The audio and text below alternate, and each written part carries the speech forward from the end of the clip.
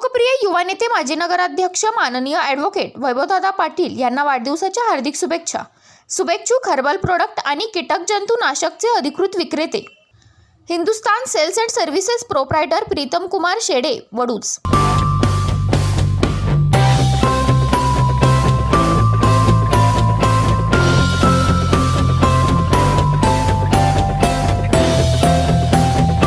नमस्कार, मी कीर्ती गायकवाड। स्वागत आहे आपलं आय न्यूज 28 मध्ये। चला तर मग जाणून घेऊयात महाराष्ट्रातल्या ताज्या घडामोडी। अवकाळी पावसाने द्राक्षबागेचे झाले नुकसान। सांगली जिल्हा तालुका तासगाव हातनूर येथे शिवाजी पाटील आबा यांच्या द्राक्षबागेचा अतोनात नुकसान झाले। शेतकरी अगोदरच कर्जबाजारी झालेला असून त्यावर अवकाळी पावसाने भर टाकली, त्यामुळे शेतकऱ्यांमध्ये चिंतेचे वातावरण पसरले आहे। शासनाने लवकरात लवकर नुकसान भरपाई द्यावी अशी मागणी शेतकऱ्यांनी केली आहे। इंडिया न्यूज 28 कराड तालुका प्रतिनिधी अवधूत पाटील यांची विशेष रिपोर्ट। इंडिया न्यूज 28 तासगाव तालुक्यामध्ये हातनूर गावामध्ये अवकाळी पावसाने झालेल्या नुकसानीचे पाहणी करण्यासाठी आपण या ठिकाणी शिवाजी पाटील आबा यांच्या द्राक्षबागेमध्ये आलेलो आहे। पाहूया आता या द्राक्षबागेचं काय नुकसान झालेलं आहे। बोला आबा। हे 100 दिवसाचा प्लॉट होता। मला आता 8-10 दिवसात जायचं अशा स्थितीत होता।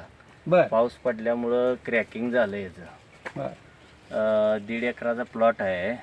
बर काजू सोनाका बर आणि कृष्णा ब्लॅक व्हरायटी अशा 2 व्हरायटीचं 1.5 एकराचा प्लॉट आहे। साधारणतः गेल्या वर्षीचे 15 लाख रुपये झाले ते दोन्ही प्लॉटचे। सर्वसाधारण आता या ठिकाणी तुमचं काय नुकसान झालेलं आहे, कितीपर्यंत नुकसान झालेलं आहे? 10 ते 12 लाखाचं नुकसान झालेलं आहे। आणि आता हे काढून सुद्धा ही क्रॅकिंग काढून हे बघा, हे दुसरा हात चालू आहे क्रॅकिंगचा काढाय, तरी सुद्धा ही क्रॅकिंग राहते। एवढे म्हणजे वाईट अवस्था झालेली आहे। शेतकऱ्यावर एवढं मोठं नुकसानीचं संकट आलंय की हे असे क्रॅकिंग होऊन आतनं घड कुजायला लागले पूर्ण। एवढं असं नुकसान आहे।